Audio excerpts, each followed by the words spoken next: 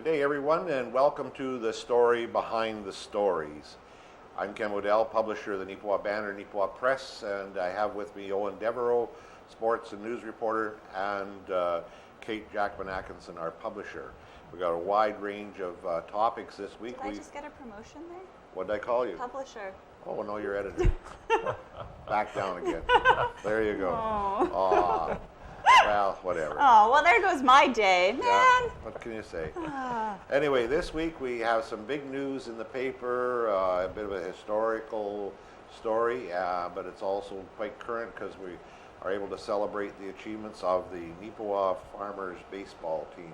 Owen, you were at the Hall of Fame induction.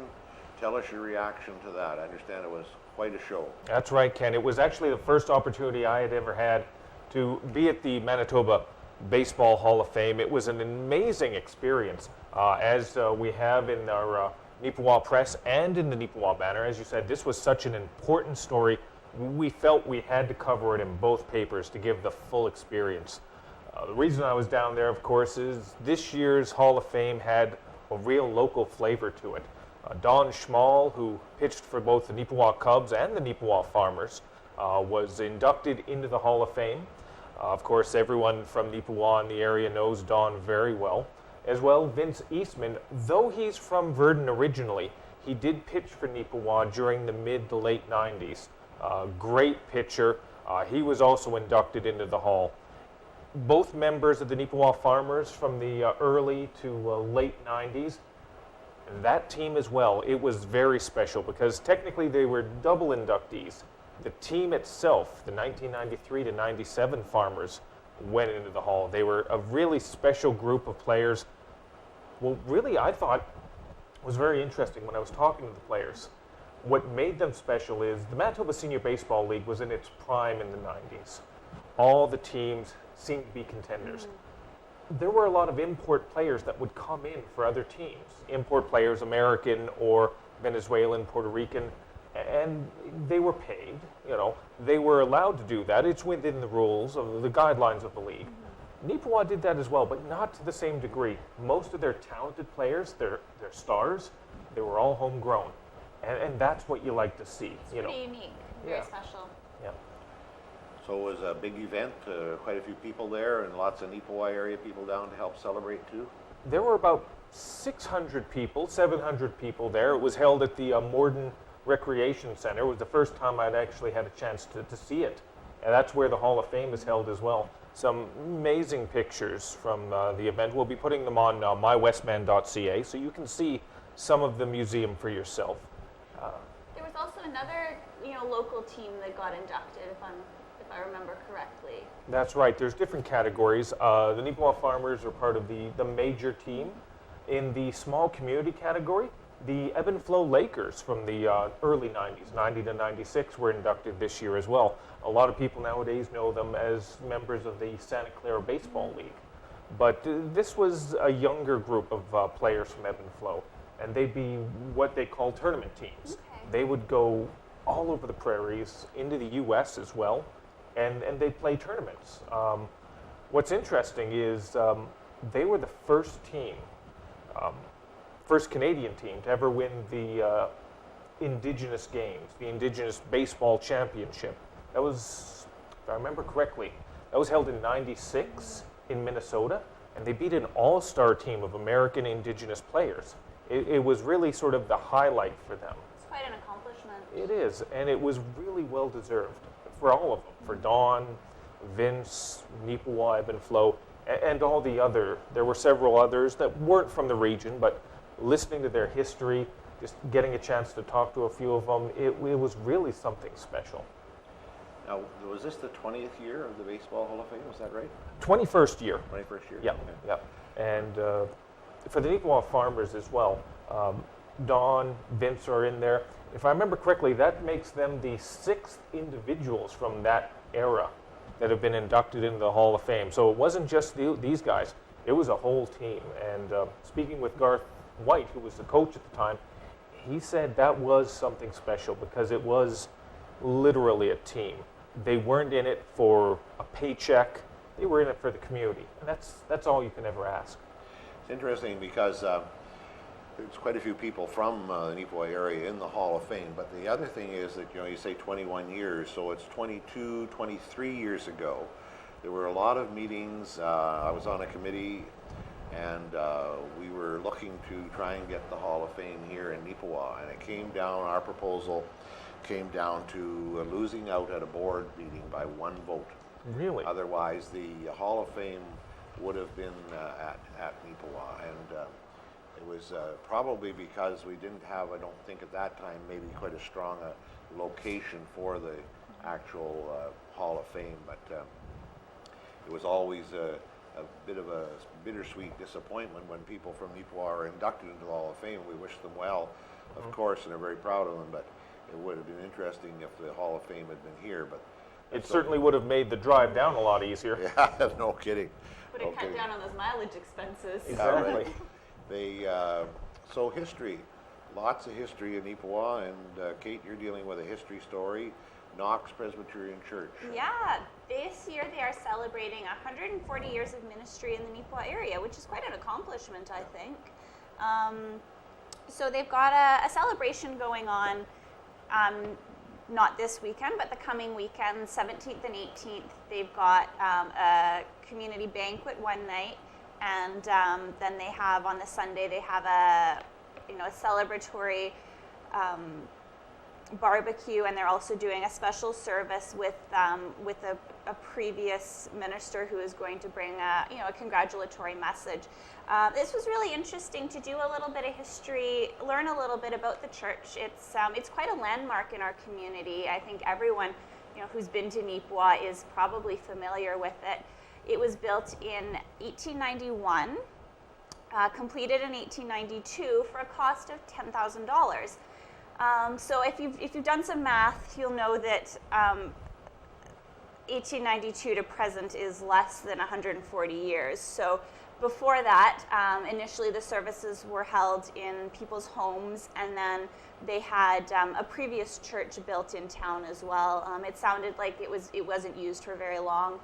They also met above the post office. So that's kind of the church isn't quite celebrating 140 years, but the congregation is.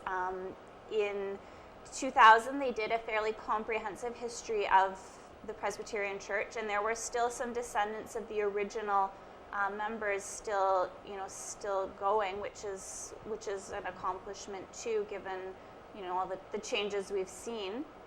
And I talked a little bit to Reverend Jeannie Lee, who is their current pastor, and she talked a little bit about plans going forward, and they've really looked to some of the international community to help grow their church.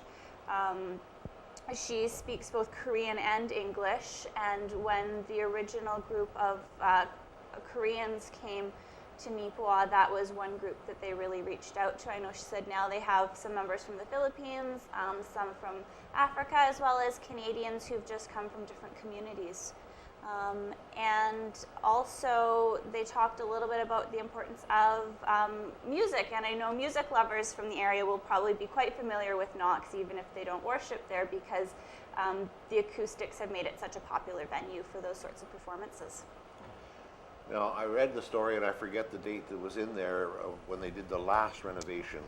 It's a few years back now. Yeah, if I recall correctly, it was in the early 90s, and that just followed their recognition as a provincial heritage site. The church has undergone about 3 renovations, if I recall, 3 major renovations since it was constructed, mostly to ensure structural integrity of the building.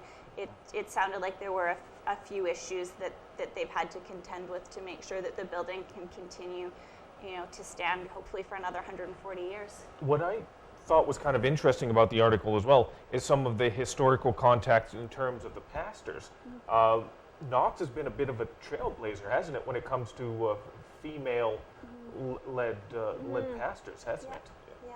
They have, and they've had people from other countries as well, and it's been quite a remarkable history there. When they did that last renovation, I was in the building looking around, and those big arches, those big beautiful arches in there are not original. No, they're not. They aren't part of the original building. The original building was held up on basically what I would call veranda posts, Yeah. really.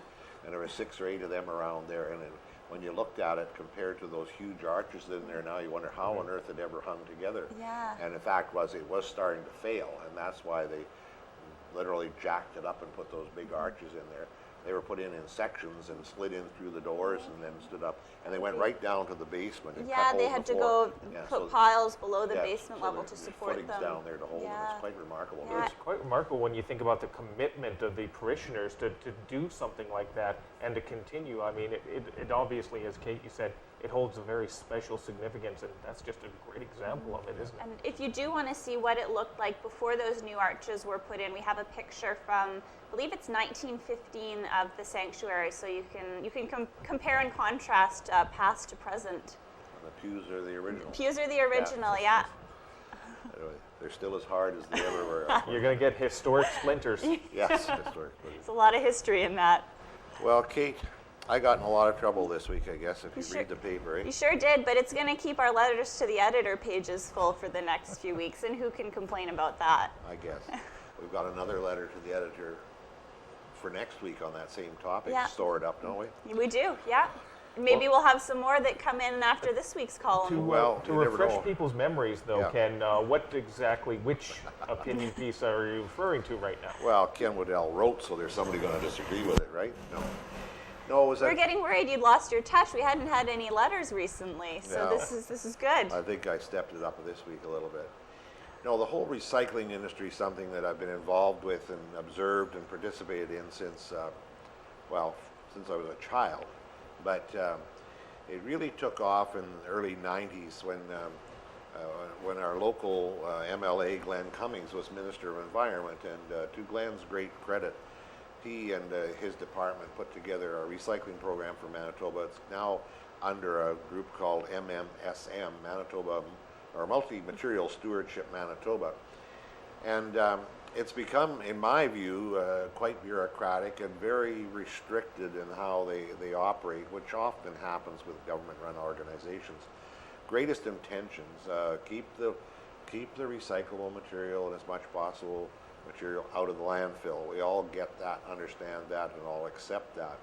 But in my opinion, the program has a lot of loopholes and a lot of failures, and apparently the MMSM Board of Directors and the Canadian Recyclers Association took pretty strong exception to my opinions, but I don't think they presented a lot of valid arguments against what I said. We're trying to accomplish the same thing, and I much prefer a system where, as I said, being involved from the time I was a young child, you'd go to a fair or a sports day or whatever, and there was a 2-cent deposit or 5 cents, whatever it was, on a drink bottle, and you went around the grounds, and if anybody dropped their drink bottle, you picked it up and ran back to the concession stand, and you got your 2 cents to your 5 cents.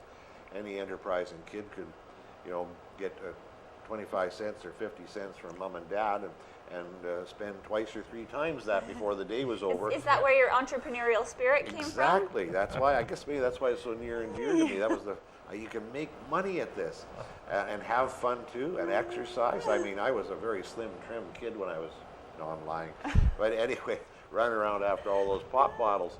But it just, the point I think is that until the person who does the gathering has more compensation than just this is the right thing to do, I don't think we're going to see the recycling industry reach its potential in Manitoba, and that I think is a shame. Mm-hmm. But anyway, whatever, that's my rant for this week. So if people want to read more about Ken's thoughts on recycling, it's in this week's paper. Yeah, we're also, you can pick that up and a lot of our stuff on our website as well, right? Yeah, And it'll on be posted. Facebook. Yeah. Yeah. As well, if you want to see those who respectfully disagree with Ken, that's going to be in this week's edition of the Banner, so There it you should go. And be next interesting. week's. And next week. And maybe for a while longer, we don't know. Anyway, whatever. Owen, you were... Oh, can I talk about my column next? Oh, it's your call? Yeah. Oh, that's what that means. Yeah. I just thought that was a misprint. Maybe no one cares. I don't know. You see, you forgot about it because people agree with Kate, Ken. So, you know. I didn't get any angry letters, so I don't get any time to talk about it. Your column. Well, I guess I maybe recycled a column a little bit this week. This is something that I have written about before, and that is interprovincial trade, which maybe doesn't sound that exciting, but starting July 1st... It's a lot deeper than recycling pop cans, let me tell you that. Anyway. So starting January 1st, we actually have an agreement on interprovincial trade. Now, if you are just an average Canadian citizen, you probably think that interprovincial trade is just as easy as it is to cross the border. You know, when you drive to Saskatchewan from here, you don't have to stop, you don't have to pay any duties, you don't really have to do anything, you just keep driving, maybe you make a stop at the rest area. But because of how the provinces legislate different aspects of commerce, there's a lot of, it can make interprovincial trade very difficult. And I think I have a quote that I really like here. Last summer, the Canadian Senate, which is Canada's House of Sober Second Thought, looked at interprovincial trade and they called it mind-boggling rules, dueling bureaucracies, and maddening regulations, which I think are some pretty strong words from what is generally a fairly staged sort of organization. So, you know, some of the examples have been different regulations on the size of milk containers, creamer containers, yogurt containers. If a product, say a medical product that's not regulated by Health Canada, has been approved for use in one province, it still has to undergo pretty much identical testing in every other province in which it's to be sold. So we get a ton of duplication. There's cases where you know, food safety, you know, a product that's been accepted as safe in one province is not recognized in another province. And there are a lot of cases where it was easier because of our international free trade agreements for, say, a European country to trade into a neighboring province, into a province, than it would be for a company in a neighboring province to trade into that same province. So this is something that the business community, the Senate, a lot of people have been really pushing for, and so we're on the right track. So in your research, did you come across any of the federal government has a role to play here too, because did you discover anything about the meat processing industry? Because my understanding is places like High Life are federally inspected, Yes. so they can ship anywhere in the world and Yeah. across Canada. But smaller plants that may well have a very, very good product, such as Jarvis Meats, Medill Meats, Trail Meats, places like that, the plant at McCreary, they are provincially inspected, even though it's usually the same personnel, same inspectors and the same standards, but because of their plant doesn't have the right kind of wall board or something, they aren't able to ship across Manitoba, Saskatchewan, or provincial borders. I understand. And that's, my understanding. And I didn't, I've done that sort of research for previous columns, and that holds true. And you know, the safety in terms of the quality of the meat is the same, but it is differences in facilities. So I think one of the things is a federally inspected plant has to have a paved parking lot, whereas a provincial plant can have a gravel parking lot. I wasn't planning on eating the gravel anyway, but whatever. Again, this Good is roughage. Come on. Yeah, a little To bit. fill you up. Well, I don't have a problem being full. The thing with these rules are so infuriating because it's like the recycling rules. It's arbitrary. It's so arbitrary, and it doesn't affect the food quality. Like So go ahead. Transportation is another area where there have been huge problems over very different rules. Talking to officials with the trucking industry for our Trucking Week features, you know, this is something that they talk about every year. So, for example, you know, certain configurations of trucks are legal in some provinces and not in others. You have different speed limits. You have, you know, trucks in Ontario that have to be governed at a certain speed, but then you have higher speed limits in the West. There's one example where, you know, certain tires are allowed in some provinces and not in others. There's signage issues. I think there's a certain type of a combination of trucks that have to be driven at night in BC and only during the day in Alberta. There's a lot of very, very strange lack of coordination among the rules. Some days you wonder how the country runs at all. You know, it's just amazing. Okay, Okay, we're done. We've You're talked. done? We've talked about me. Okay. Do we have to talk about you next week too? Well, maybe not. Maybe if I don't get any angry letters, I'll be off the queue. I do apologize. Anyway. I got a promotion earlier, so it's all Yeah, right. that's right. Okay. Manitoba Junior Hockey League had a draft, and you were watching all that unfold. Owen, what did you find out about that, and how did our Neepawa natives do in this whole process? Yeah, strangely enough, we're at the start of June, but we're still talking about hockey. That's just the way it is nowadays. Manitoba Junior Hockey League had its annual Bantam Draft. It's a fantastic event. It gives opportunities for younger players. This year, draft age 2002, 14, 15-year-old kids who have a dream of playing in the MJ. This is their chance. All 11 teams draft about 6 players. Neepawa was able to draft 7 this year. The 6 draft picks they get normally, and they made a trade with Selkirk. I believe it was part of the trade that brought in goaltender Evan Robert. So they were able to draft an extra player. This year, though, they were a little fortunate. The last couple years, they drafted first, and they've had the chance to get whoever they wanted. This year, they're a little further down. They're getting a little bit better. That's a good thing. They drafted 4th. They picked up, interesting, I'm a little unfamiliar. Last couple years, they've drafted Yellowhead Chiefs. This year, they went heavy in the city. They picked up 4 Winnipeg players. First one was Brady Whiteley, a forward who plays for a defenseman actually, who plays for the Winnipeg Hawks. Not all that familiar with him, but I did talk to Miles Cathcart and Dustin Howden, the general manager and coach respectively for the Natives. They said this kid's got a really big upside. He's an offensive-oriented defenseman. He's able to move the puck. And in a league like the MJHL, that's something you need. You need a fast pace. You need quick moving from one end to the other. And apparently Bradley is the type of player who can really do something like that. There are several other players they drafted as well. Interesting opportunities are going to be coming out. 4 defensemen, 3 forwards. Got to remember, though, you're not going to be seeing these kids on the ice next year. That was my question. When might Natives fans see these players hit the ice, suited up in Natives attire? Usually there's about a 2-year buffer. So if they're drafted this year, most likely they're going to legitimately crack the roster 2 years from now. So you're going to see the guys who the Neepawa Natives drafted 2 years ago. When we had the number 1 pick, we took Chiefs forward Mackenzie Belinsky, talented young kid. Played for the Chiefs again last year, was, I believe, their 2nd leading scorer or their leading scorer. A guy like that, a young man like that, is the type that's going to jump in right now. It's a really exciting time for the team, and the future is really starting to look bright. So this draft that was just conducted, is that a Bantam draft? It is what is called the MJHL Bantam Draft for 14, 15-year-olds. Now, the league requires you can't be 14 or 15, and you can't be playing in the league.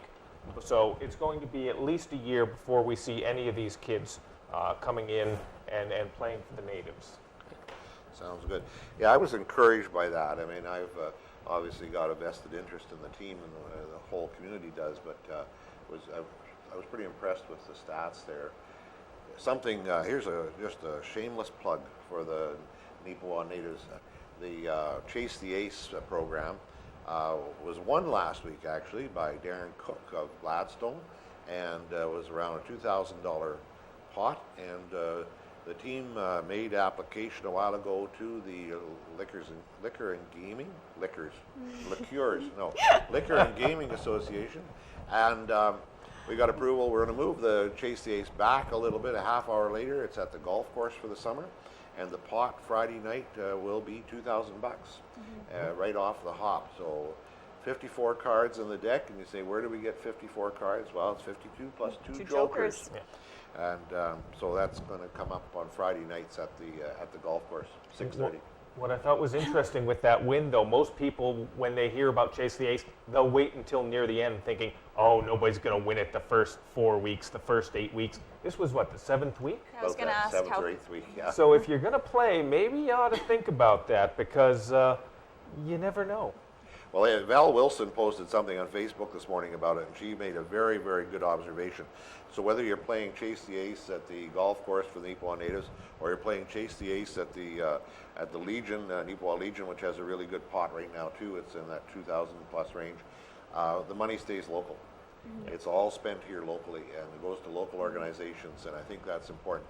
Where she pointed out, if you go to the VLTs, you have to put in $20 into VLTs, and it goes to the provincial government way down the road, and not much of it comes back to us. So anyway, grad time's coming up. Yeah, it is. So next week, I guess we'll do a little preview of what you can expect in next week's banner. I don't know how much time we'll spend talking about it in this session next week, but we have our annual grad issue coming up next week. So if you've got friends or family or your kids or your friends who are part of the class of 2017, their picture will be in the paper next week. It feels like the year's just flown right by. I know, doesn't it? Yep, it Yeah, it sure does. But All yeah, right. that's always a pretty popular feature. So Okay, we'll look forward to that. And to our viewers out there, this brings us to the close of this week's Story Behind the Stories. If you have ideas that you would like to see discussed on air or in the papers, just give us a call at 204-476-3401, or you can always get a hold of Kate directly. She kind of is the gatekeeper on the news here, news@neepawabanner.com. And we're always pleased to hear from our readers and with ideas, and if you have pictures you want to see in the paper, we would love to see them too. We're finding more and more as we go into the future with the newspapers here that there's a lot more room for submitted copy and submitted pictures, and we look forward to your input. So thank you very much for watching the Story Behind the Stories. Ken Waddell, Kate Jackman Atkinson, and Owen Devereaux wishing you all the best for this week.